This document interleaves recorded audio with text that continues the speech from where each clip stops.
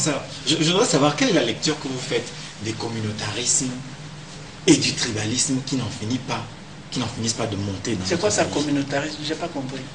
Que les ethnies, que les groupes semblent se replier sur eux-mêmes. Mais ça, c'est la catastrophe. Et ça n'a pas toujours existé comme ça. Moi, j'ai été enfant dans ce pays. C'est-à-dire que j'ai toujours raconté ça. Notre maison à Bonabéry, là, c'était la dernière maison, il n'y avait plus rien. Donc ça fait que tous les gens qui venaient, ça dit que c'est d'autres maisons qu'ils voyaient d'abord. Et souvent, les camions tombaient en panne. Vous savez, les camions de Bonabéry était un grand port. Hein, il n'y avait pas encore le pont. Donc tous ces Américains qui venaient là avec le camion, c'était notre maison quand ils étaient en panne.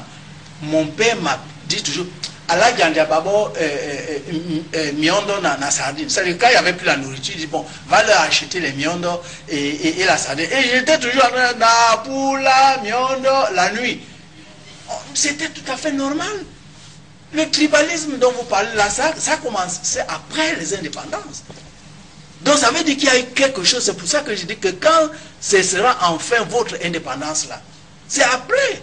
Donc votre génération, c'est ça que vous connaissez. C'est pour ça que je dis que quand on envoyait quelqu'un à Ebolova, hein, c'est-à-dire les enfants, la femme surtout, très rapidement parlaient pour nous. Aujourd'hui, on ne fait plus ça.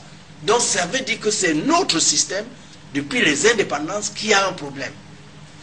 Voilà, merci professeur, merci infiniment. On arrive pratiquement au terme de l'émission. Il nous reste juste une dernière articulation, c'est la synthèse de l'émission, avec Robert Ito qui va venir tout à l'heure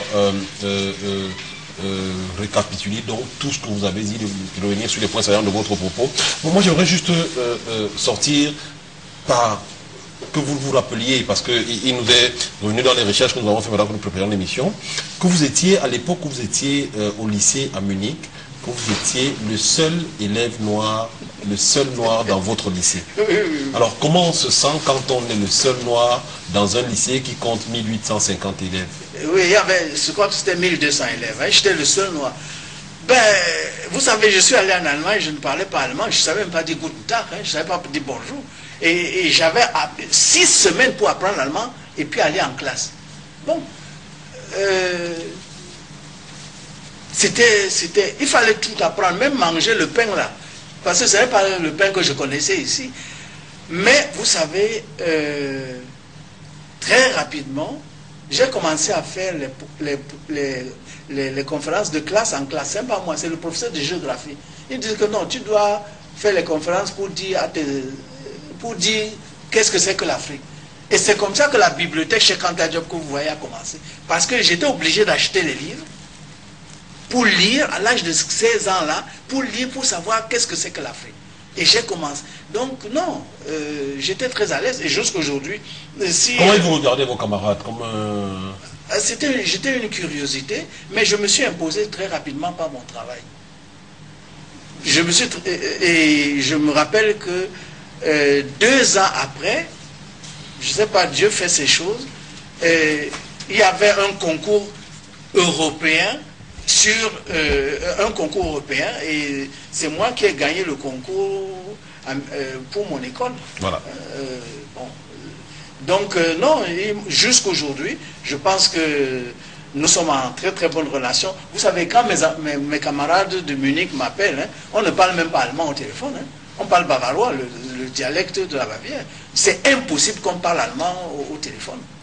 Merci, Prince, professeur Koumandoumé 3. Merci infiniment de vous être prêté au jeu et d'avoir répondu à nos questions. On va donc tout de suite accueillir Robert Ito qui va revenir sur la quintessence du propos de l'invité dans la synthèse.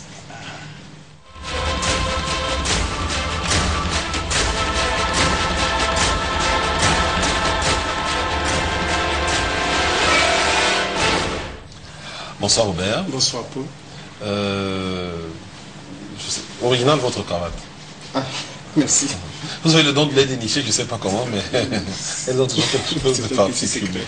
Je vous laisse accompagner du prince Koumandoumé. Bonsoir prince. Bonsoir. On va aller très vite, le temps nous faisant un peu défaut. Ce qu'on retient de cet entretien avec les différents confrères est que l'Européen n'ayant jamais accepté les noms africains, vous refusez de porter le prénom Alexandre. L'accepter, selon vous, serait renier votre identité africaine ou encore vous enlever vos origines. on ne peut s'identifier à la colonisation. Le Cameroun étant multilingue, le système ne l'a pas permis. Vous êtes contraint de dispenser les cours à l'université en langue française.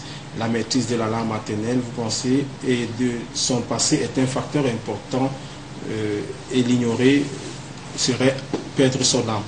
Pour garder et mener à bien la science et l'héritage dans un pays, vous pensez que la connaissance de son histoire, de son passé, dans sa gestion économique, sociale et même politique, reste incontournable et c'est cela la vraie âme d'un peuple. Et pour l'illustrer, vous trouvez qu'il est anormal qu'aujourd'hui, 80% des programmes dans nos écoles sont calqués sous le modèle français. Dans les pays africains, vous pensez que la falsification de l'histoire est enseignée et il est important que les États africains stoppent net ce génocide intellectuel, ce génocide spirituel et voient comment redémarrer, comment prendre conscience de ce savoir africain pour un meilleur développement. Oumniobé et ses compagnons sont morts pour la souveraineté africaine, pour la maîtrise de ce savoir africain, pour le respect de l'homme noir et non pour l'indépendance telle qu'on nous la présente aujourd'hui. Ainsi, vous proposez au président africain la création d'un ministère de l'unification africaine. Ce ministère, selon vous, est très important parce que l'Européen ne s'est jamais soucié du sort africain et pour donner chance aux générations futures, l'unification africaine est une urgence. Culturellement, vous pensez que le Cameroun est très riche, il faut exploiter cette richesse culturelle. C'est un signe de pauvreté que de parler une seule langue. L'Union des États africains reste un véritable problème suite au cordon qui reste très serré vers les puissances coloniales et rendu en 2011, il est grand temps pour les chefs d'État de se rendre compte de la réalité, de cette réalité malsaine. S'agissant de votre fondation, Afrique Avenir est la réponse à de multiples difficultés rencontrées par les écrivains s'agissant d'un espace d'expression libre dépourvu de toute contrainte.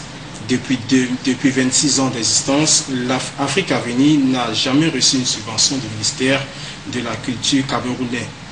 Pour répondre à ceux qui pensent que vous n'avez pas été adoubé par le gouvernement, vous pensez qu'un chef doit être au-dessus du multipartisme. La politique est une chose, le chef doit rester sur son trône pour sauvegarder l'âme et la tradition, et pour cela, nul n'est besoin d'un décret présidentiel. Aujourd'hui, il est important que les États africains, vous pensez, s'activent afin que l'Europe puisse restituer à l'Afrique son âme qui reste exposée dans ses musées. La rigueur et la moralisation sont deux idéaux que vous avez soutenus dans les années 80, dessus par le système. Vous faites un tour au SDF, puis vous décidez de partir parce que vous pensez lutter pour le Cameroun et non pour un parti politique.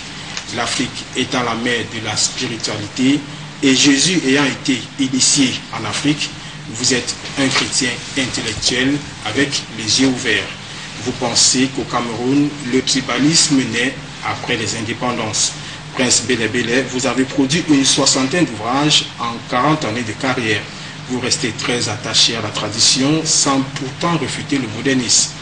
L'intégrité, le respect d'autrui, l'amour du prochain, se comprendre, s'entraider, sont là quelques valeurs que vous avez inculquées à votre progéniture. Et pour terminer, vous êtes pour l'Afrique, pour le développement de l'Afrique, pour l'Afrique debout, vous ne saurez être un dissident. J'espère que... Est-ce que vous vous trouvez dans la synthèse de Robert? Félicitations. Félicitations pour cette synthèse. Voilà. Donc, merci Robert. C'est moi qui te remercie. Félicitations encore pour cette passez une bonne semaine. Vous aussi. Et retrouvons-nous dimanche prochain. Avec le même plaisir. Avec une autre cravate originale. Prince Commando 23, merci infiniment d'être venu sur ce plateau ce soir. Comme je l'ai dit, l'émission a été plutôt didactique. On a appris beaucoup de choses. 1h30, c'est pas suffisant pour faire le tour de tout ce qu'on aurait pu, de tout ce dont nous aurions pu parler avec vous. Mais au moins, on a quand même exploré quelques sentiers de réflexion qui sont assez intéressants à mon humble avis. Merci infiniment. on souhaite de bien retourner à la chefferie, pas la chefferie, mais à votre domicile. C'est la chefferie, votre domicile. Il y a beaucoup de confusion parce que beaucoup de courriers à la chefferie de toute façon atterrissent chez moi, mais j'envoie ça toujours à celui que le gouvernement a nommé. Mais quand il y a des choses sérieuses, de toute façon, je suis toujours là. Non, mais c'est moi qui vous remercie. Ce qu'il faudrait peut-être dire, c'est qu'Afrique Avenir, ce n'est pas seulement ici à Douala. Oui. Afrique Avenir a une succursale à Berlin, à Windhoek, en Namibie, à Vienne, et bientôt au Bénin. À Cotonou. À Cotonou. Voilà. Merci à vous, chers confrères, hein, d'être venus encore ce soir. On aura, grâce à vous, appris beaucoup de choses. Et vous avez l'impression d'y être parvenu, à lui faire dire des choses qu'il n'a pas l'habitude de dire?